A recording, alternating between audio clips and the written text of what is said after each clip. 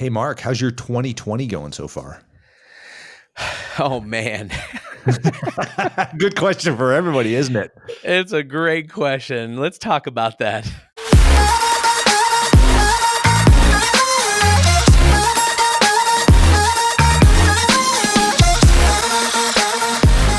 And coming to you from across the screen here, Adam Conto, CEO of Remax, in the virtual studio with producer Mark. How you doing, buddy? I'm doing so good. So good. Hey, I threw a deep question at you before we opened here, and that's how's your 2020 going? So, what do you say we talk about that today? I feel like 2020 is, that saying, hindsight's 2020. It's like someone from the future came back and tried to warn us, but we just misunderstood them. Yeah, have you ever been driving down the road and you look in your rearview mirror and there's like a big crash behind you? Yeah, I mean, it kind of feels like that sometimes, doesn't it? yeah. It's like 2020 is like seeing that big crash behind you. Yeah. So, I mean, looking in the rearview mirror, I mean, granted, I feel like right now we're kind of weaving through the crash that's happening. And we're doing our very best as businesses, as people to navigate something we didn't expect. Because like when you leave your house to drive somewhere, you don't expect to be in the middle of a crash, right? I Right. mean, it's not a fun thing. It's not an intention of yours. But the reality is 2020 was kind of a crash. Mm-hmm. And more than anything, it was change. And so when you take a look at, and I want to talk about business today, business specifically, when you pull out your business plan, people listening, you do have a business plan, don't you? And people are, this is where everybody's like, click, I'm turning this one off. But Well, here we are, right? We're in Q4. Yeah. And it's 2021 is on the horizon. So now is the time that we're all kind of looking at like, all right, what's next? Exactly. But here's the reality, Mark. We have seen a lot of opportunities show up in 2020 as well as challenges. Wouldn't you agree? Yeah, 100%. I think for us, like, here at Brand Viva, we were talking about this a little earlier, where we've just had to shift, where necessarily we haven't had a huge business decline, but a lot of our clients now need content and video for online, more Zoom stuff, different things like that. So we've just kind of shifted from what we were focusing on to kind of a little bit different thing.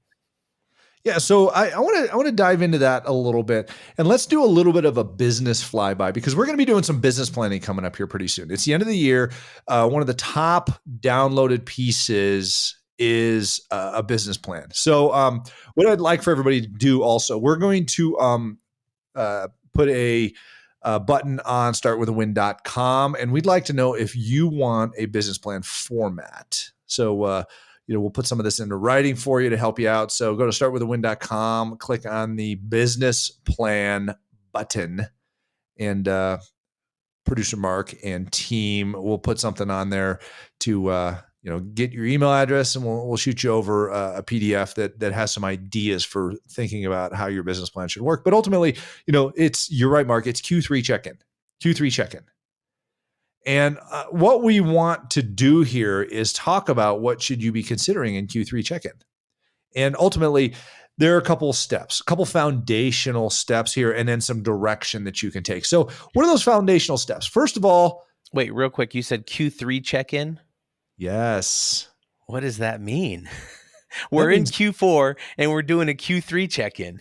Yeah. All right. How did you do up till now, buddy? Okay. All right. Because I'll tell you what, Mark, you're running out of time to get Q4 completed and make up some headway for what you lost in Q1, 2, and 3. Yes. So I want you to take a look at everything through Q3. You haven't closed out Q4 yet. So ultimately you should know your Q3 numbers. Yeah. Especially if you pay like quarterly taxes and things like that, you should know where you're at. You should also know, and ultimately your goals should not be annual. They should be quarterly. Most businesses are like, I'm going to write my business plan for this year. No, write your business plan for the next 90 days. So I want to review the past 3 quarters briefly because I'll tell you what, we started 2020 strong. I think everybody would admit to that. Oh, I was excited. I was stoked. 2020, it sounded awesome too. I mean, what a cool mantra for business. it's 2020. That's it. We need this like amazing music. Here, I got a little bit right here. Let's do this. It's 2020, and here we go planning our business.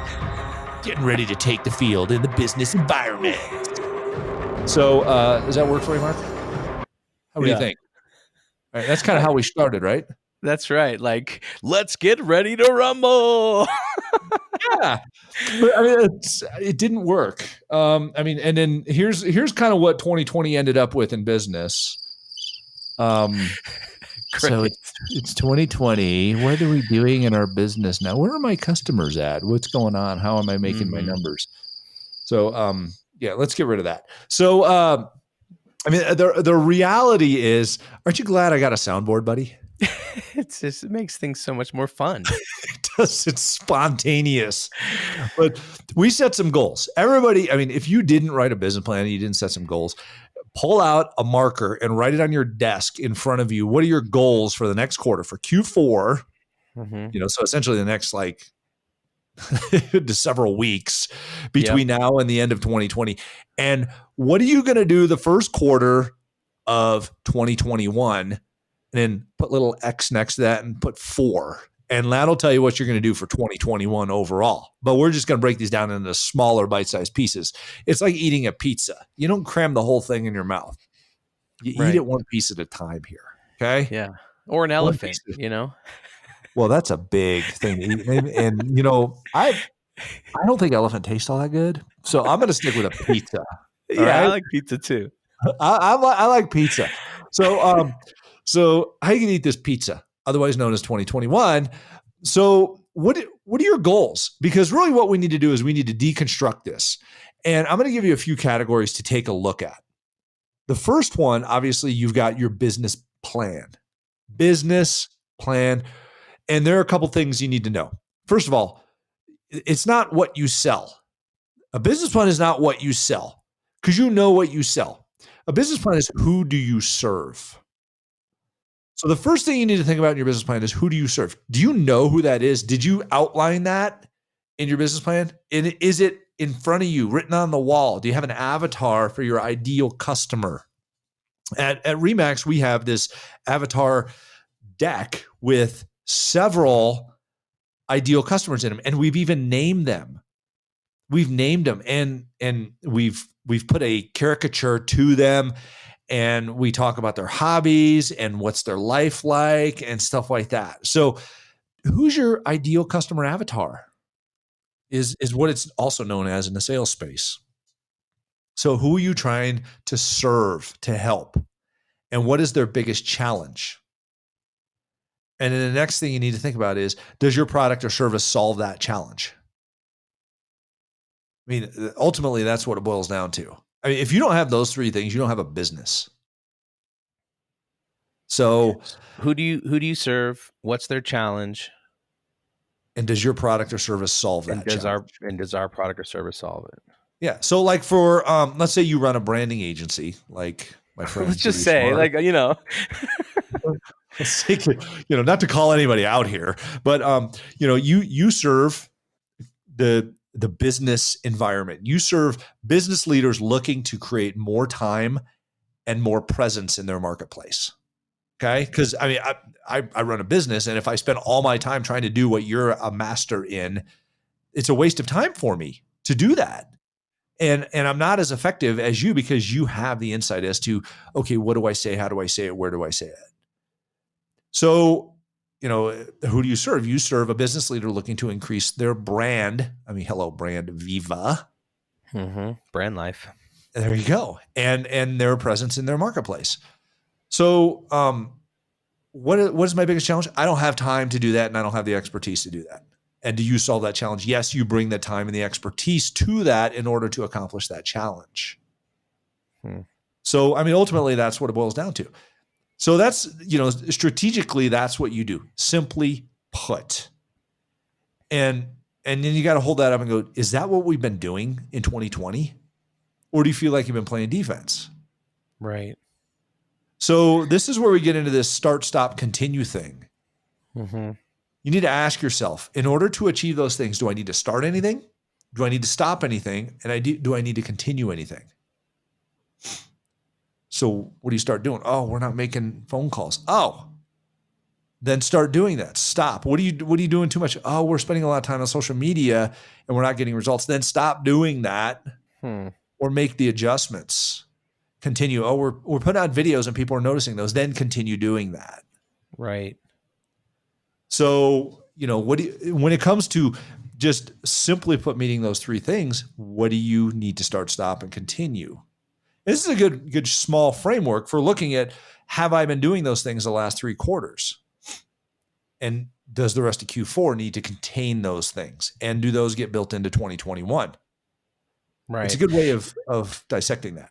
Yeah, I think it's just so important, because even for me, I feel like there's just so many times where I get so caught into working in the business that I don't have time to work on the business.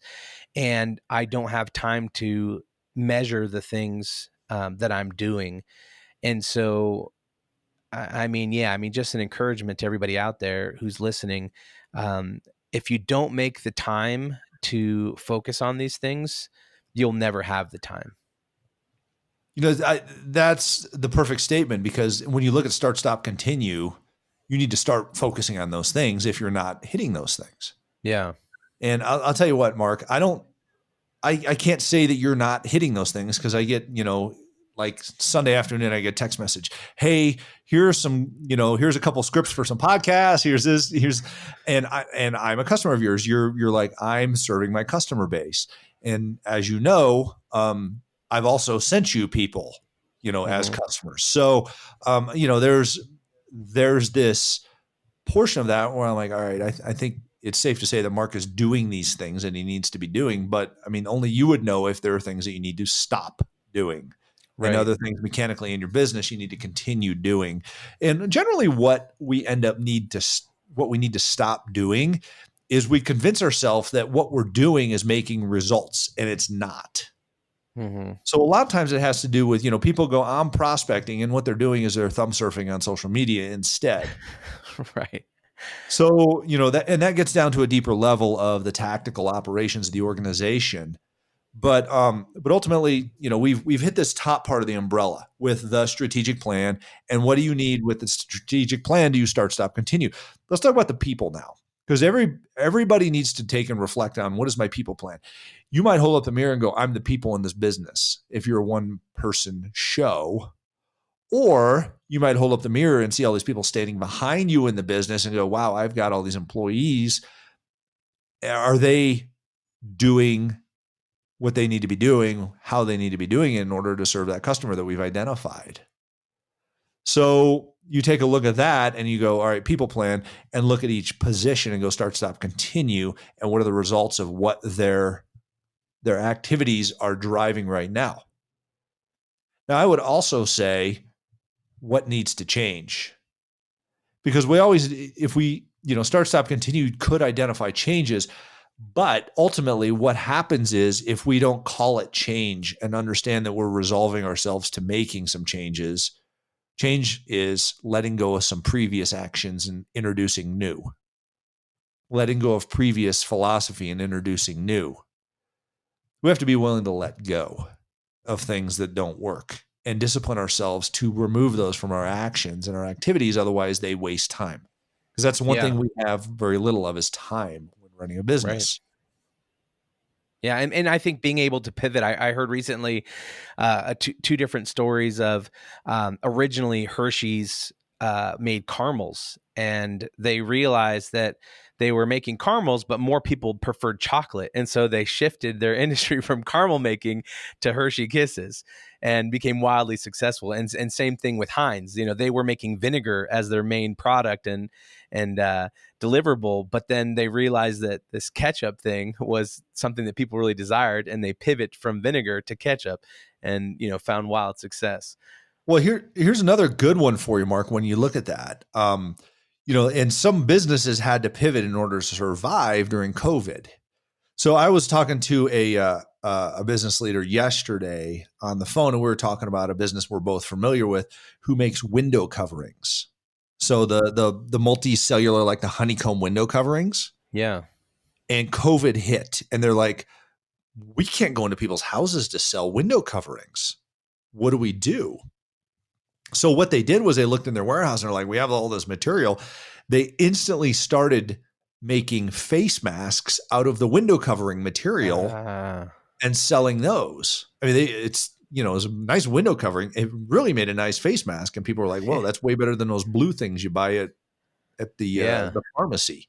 So, so there was this instant understanding of start, stop, continue. Now, what they need to do also is they need to build in a phase out plan to understand, okay, now we can get back into people's houses. How do we transition our manufacturing and our supply chain back to what we need to be doing in order to increase our profit margins? Mm-hmm. Or maybe their profit margins were ridiculously good and they stay with a mask department as well.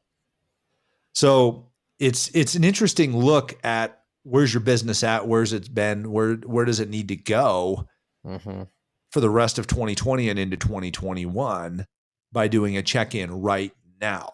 And a lot of people get up in the morning and they're like, yay, it's Monday. Okay, hit the ground running. Friday hits and they're like, yay, weekend starts tomorrow. I'm good. And they look back and they didn't do this. And then another week and then another week. And next thing you know, a quarter's gone. Next thing you know, half the year's gone. And then the year's gone. And you're like, whoa. And your CPA who's looking at your taxes is going, I thought you were going to make some money this year. And you're thinking, oh, I'm losing money this year? Yeah. And your taxes are going to hurt you and all the rest of this stuff when it comes to that. So, I mean, reality is this is reality. Let's face it and figure out what do we need to start, stop, continue. And what are our people doing and what should they be doing? So we have a people plan. What about a customer plan? A customer plan.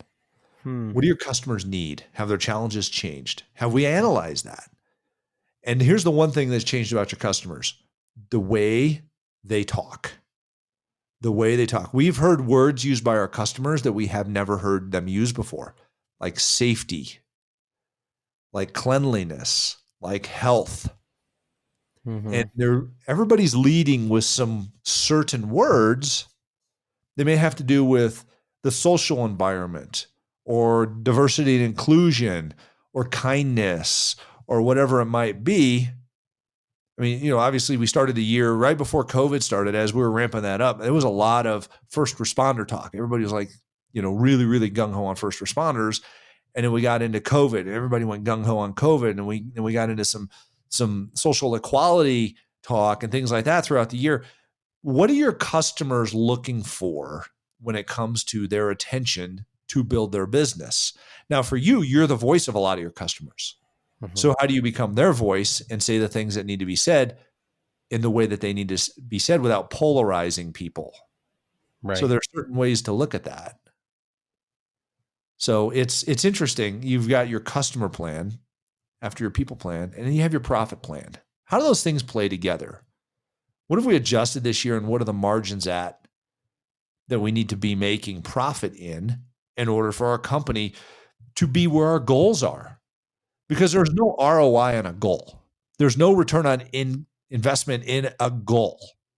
There's an ROI on action. Right. Yeah, you can have all the goals you want, but if you don't take action, you're not going to see any results. Exactly. So that was kind of exhausting, wasn't it, Mark? Yeah. We got a lot of plans to make. But ultimately what it boils down to is you can just take a few pieces of paper. You got your business plan, which is what we talked about there, and the start, stop, continue. You got your people plan and the start, stop, continue. You got your customer plan and the start, stop, continue. And you got your profit plan. And you can look at those things and figure out where you're at right now and where do we need to go for 2021, what tweaks and adjustments we need to make. And we will be talking to you soon about getting set up for the future. That's right.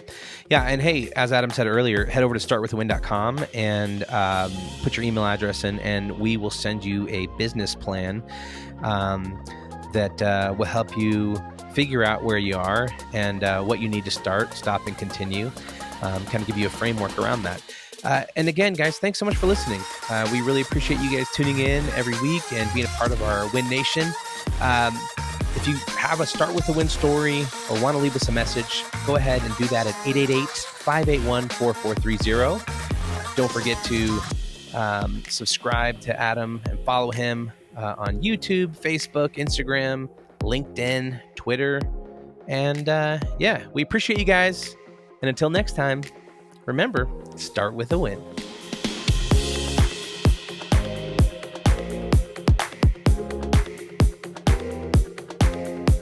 Hey, YouTube. Oh, hi, YouTube. They're right there. The YouTube. You I love stuck this. around. You're watching us on YouTube.